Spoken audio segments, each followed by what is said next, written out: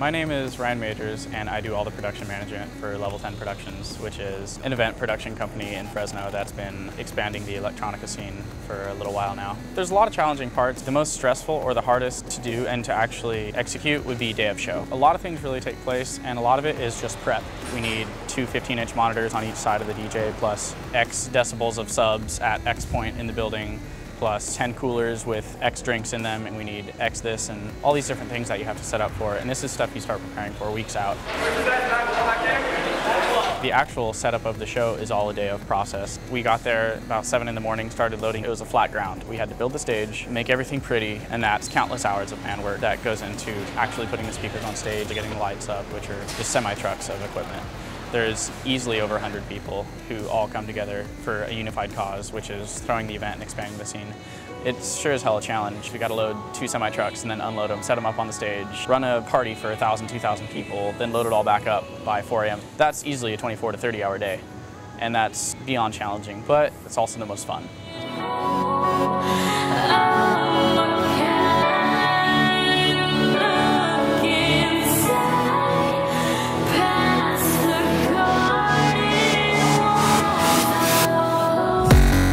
The hardest part of booking an artist is easily when you have to tell them that they're going to be coming to Fresno. Because not only is it a small town city where you're not exactly going to do a sellout show, when Tiesto can play in Europe for a 300,000 person crowd, why in the world is he going to go to Fresno and play for maybe a 10,000 person crowd? We do several different types of promotions. We do radio ads. We do a lot of handout flyers. We also do a lot of promo on campus specifically because it hits a demographic that we want to target. It shows a lot of kids like, hey, this is happening this weekend.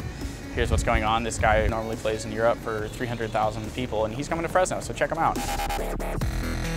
We wrote down all the goals of Level 10, none of which were ever make money, be famous, anything like that. That's not really what we're about. I couldn't be more satisfied. If you would have asked me in April when we first threw Dub Cello, you think you're going to do a bass nectar, 1,000 person crowd?